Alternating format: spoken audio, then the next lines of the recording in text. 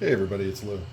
So this is the Chladni plate. If you've seen the previous video, it shows nodes and antinodes in a particular material, in this case a brass plate that I painted black. And it is really makes some beautiful patterns. Probably the next thing I'll do is buy a plate that's a little bit larger. This one's about 8 inches by 8 inches, and I think 10 by 10 or 11 by 11 would be even better. Might even try a round plate as well.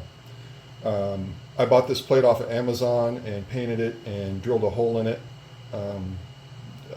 You can buy them from different companies, and to me it was about a half the price to buy it off of Amazon. I'm going to take the top off of it so you can see the, I'll call it a speaker or transducer, and I'll talk to you about what I did with this. So this I bought separately. It was about $70 from a company called Go Science Crazy.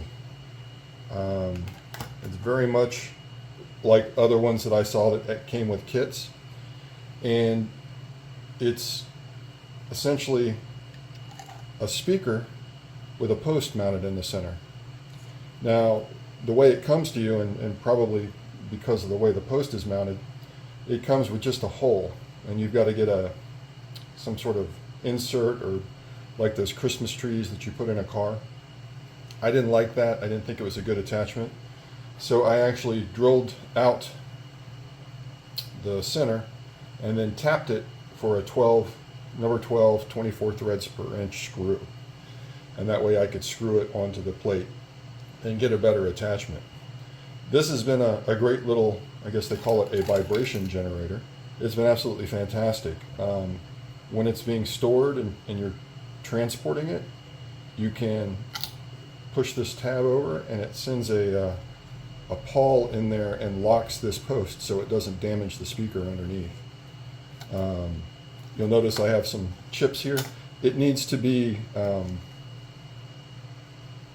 leveled, so the plate top needs to be level, or you're just going to lose your sand immediately. In my case, I was using salt, which I wouldn't recommend. That's not great to have around equipment.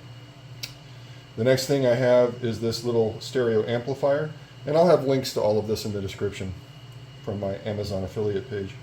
But I bought a little amplifier because the frequency generator I use isn't strong enough. I use this just because it's easy and it's simple to do.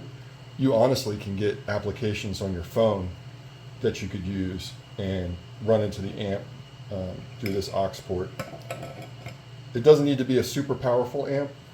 You're not playing huge music or moving a huge cone. So anything, I bought this for about 20 bucks off of Amazon. And then the last piece I have is my frequency generator.